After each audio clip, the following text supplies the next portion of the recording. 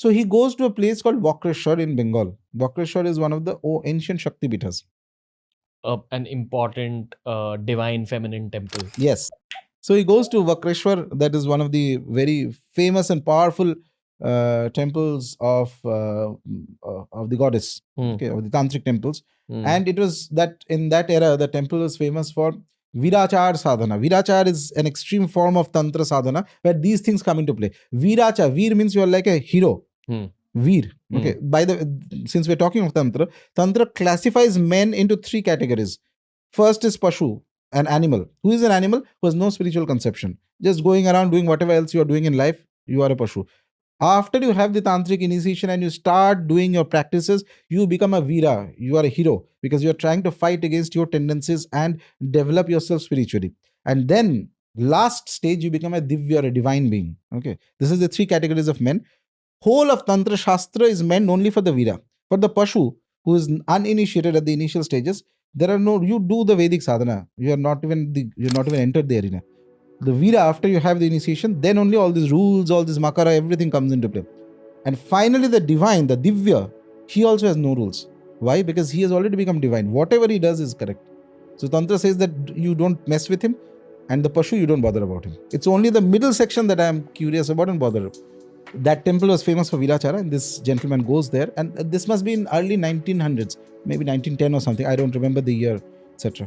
So people tell him that in the cremation ground, and the cremation ground still exists, by the way, and the cremation ground is so interesting, not advisable for people to just hear and rush there, but if even in the afternoon, if you go there, you'll have that certain airy feeling there in that area.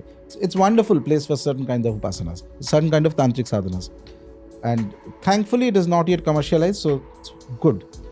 Here he goes there, and there's a temple of the mother goddess of Ma Durga is there, Mahisamardini, and he stays in the temple. In the those days, if there's a wandering monk that comes, he used to wear that monk kind of dress. So they gave him some food and a place to stay and all that. And somebody tells him that there is an Aghori who sits in the cremation ground. So they just call him Baba. They don't know what his name is. They just know that he has come from Tamil Nadu.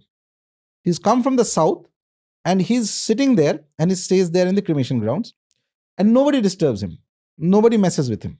And this guy gets very curious. Okay, he's curious, he's scared, he's also skeptical that all these things are some farce, but at the same time, there's curiosity also. He's like, what is happening? What is this, etc. Somebody tells him that Aghori, as we were discussing, he eats once in 3 days. And what does he eat? He consumes the brain matter of dead bodies with rice once in 3 days. The dome is the individual who used to, helps in the burning of the bodies. Yeah, which is a whole other topic by itself. I've met some domes, and that's a whole, it's a society almost. Yes. And they're supposed to also have tantric powers, I believe. The worshippers of, so it's there. Yeah. So in that, the dome used to refer to him, call him Baba, and he used to get that brain matter. If you have ever seen a skull pop in the fire, it makes a sound. And what's the sound like? It's like it's like a cracking of the skull in the fire, and then something will that brain matter, the gooey mass comes out, etc. So observed in a cremation ground. Anyway, so he used to consume that once in 3 days.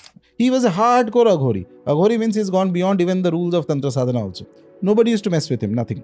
But people used to revere him very much. That he is not an ordinary person. He's become Bhairava only. Bhairava is the lord of the cremation ground. Shiva in his form as Bhairava is the king of the cremation ground. Nobody comes close to him. He's the one. Okay, he controls everything there.